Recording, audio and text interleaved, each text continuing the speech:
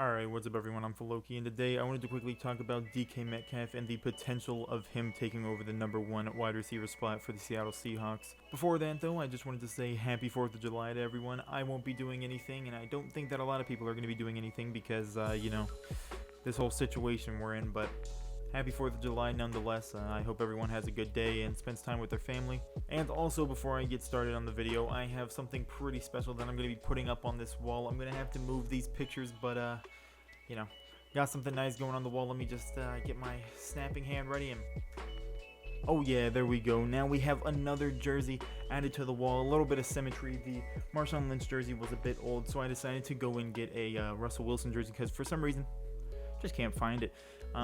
We still have the Seahawks logo that I drew, absolutely beautiful, and we have my name up there still. So we got the nice little additions to the wall. Still got the monetization verification right there.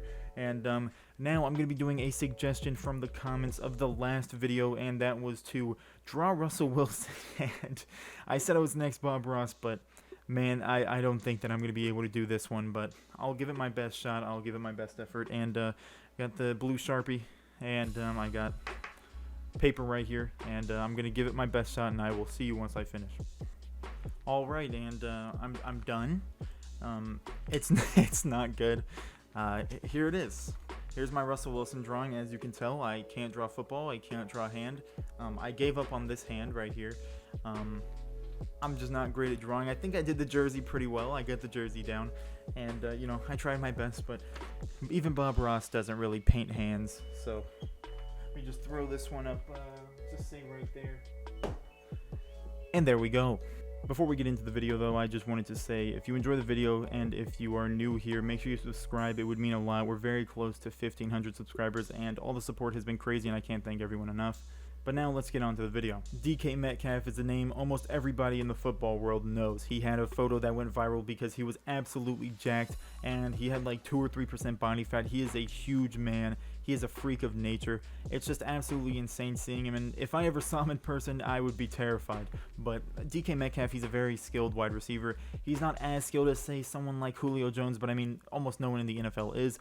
DK Metcalf, he came out of college with a lot of questions about his route running skills, but everyone knew he had the speed, he had the size, and he had the strength on just about any quarterback he would go up against. Coming out of college, there were a lot of questions about DK Metcalf's route running abilities, his lateral movement, his agility, and his durability, but DK Metcalf did not really get injured last season. He played almost every single game. I believe he missed one game. I'm not exactly sure. He might have played every single game, but DK Metcalf's durability did not seem to be a problem last year. The other 3 questions about DK Metcalf coming out of college weren't proven wrong, but they also weren't proven either. DK Metcalf as a route runner ran some very simple routes, but the Seahawks really just wanted to play to his strengths, so they really kept him on slants, on streaks, and on hitch routes like he did in college. And DK Metcalf, I don't think he'll ever be at the level of a Julio Jones or a DeAndre Hopkins when it comes to route running. I think he's going to remain one of those people that runs simple routes but does it well because of his size and speed. But when it came to his agility, it kind of was proven a little bit that his agility was not up to par for the NFL. He definitely struggled on releases a lot in his first season, but he had some example on some slants that he ran that he really did very well at the line of scrimmage, getting himself open with some nice moves off the release, but he also didn't do very well in a lot of examples on some streaks and fades where he didn't really make any moves on the release and basically was covered the entire time. So his agility when it comes to the release is still in question because he had some very good releases sometimes, but he also had some very poor releases, and he was shut down sometimes because of those poor releases. But when it comes down to it, the third and final one that hasn't really been answered is his lateral movement, and this was definitely something that caused him to slip. In the draft, he basically lost almost all of his hype because he failed the 3-cone drill basically, and a lot of people went back and were like, man, this guy can't run routes because he has no lateral movement. But when it comes down to it, I'm glad that he fell because he went to the Seattle Seahawks, and I'm glad that he's here. I think he's in a great system.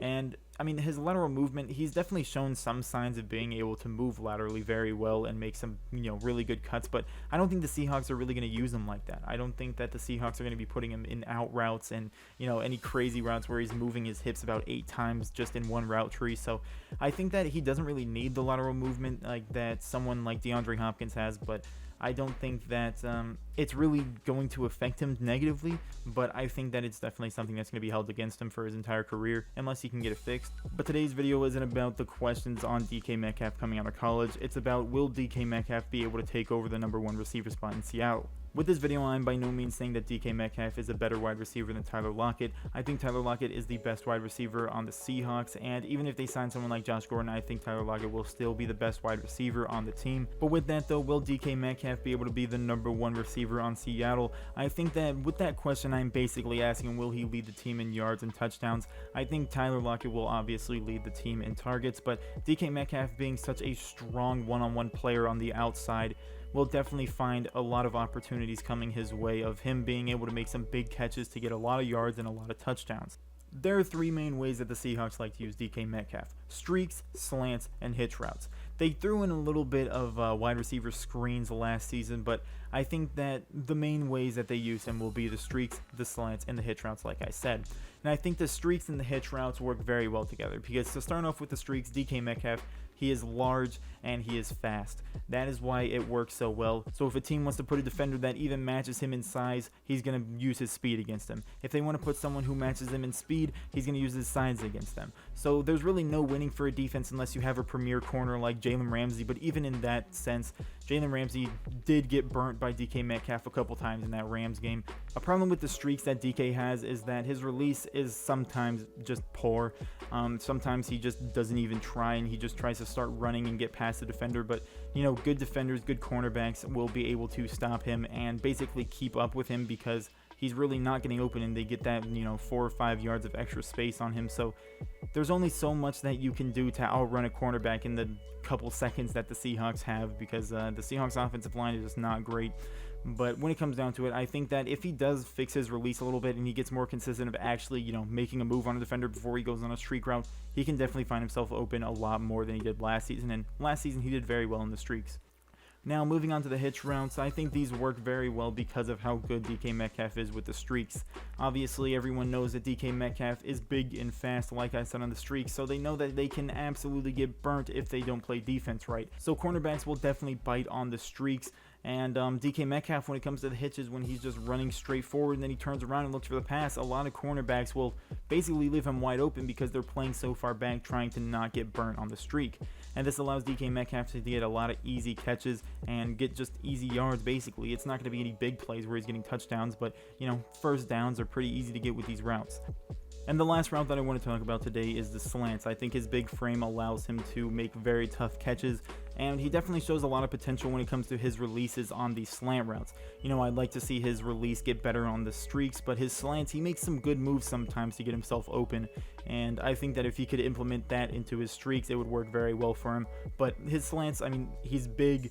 He sometimes does well on the line of scrimmage with his release, and I think that these work out very well for almost any wide receiver in the NFL. So obviously, with these 3 routes being the main routes for DK Metcalf, it's obvious to see that the Seahawks want to keep it simple and effective when it comes to DK. They want to use him for what he's good at, and they don't want to try to make him into a crazy route runner. They don't want him to be making all these, moves to try to get open. They want him to do what works for him, to run streaks, and maybe every now and then throw in a hitch route to make some easy first downs, and then some slants just like every other wide receiver in the league. But the Seattle Seahawks, I think they use him very well, and I'm glad that he got drafted there. I don't think that with other teams he could find as much success as he had in his first year, and I think, Russell Wilson being as great as he is definitely allowing DK Metcalf to strive with, the deep balls, because Russell Wilson places those balls almost perfectly every single time. DK Metcalf, he does drop them. A couple times he's had some bad drops. Against the Falcons, he had one, and it was just very disappointing because that was a touchdown and he just dropped it. And you're going to drop passes as a receiver, but DK Metcalf, he had a lot of bad drops last season. But if he can, work on his hands this offseason, which I assume he has, if he can continue to build the chemistry with Russell Wilson, I think that he's going to be a very good wide receiver for years to come, especially if he stays with the Seahawks for his career and, stays with Russell Wilson. I think Russell Wilson has said that he wants to continue playing for well over 10 years, which I would be 100% down for as a Seahawks fan. I think that that'd be great to see. But, DK Metcalf, if he has Russell Wilson, such a great deep ball thrower, someone who can basically put the ball on the money every single time for deep routes, DK Metcalf is going to strive with Russell Wilson if he continues to get better on his release, continues to work on his hands, and if he can at all become a better route runner, I think he becomes, easily top 10 wide receiver in the NFL. But when it comes down to it, I think my prediction for, DK Metcalf in the 2020 season, I believe he does lead Seattle in yards and touchdowns this season when it comes to the receiving side, because Tyler Lockett, he'll definitely get the most targets. I think Tyler Lockett will get over 1,000 yards.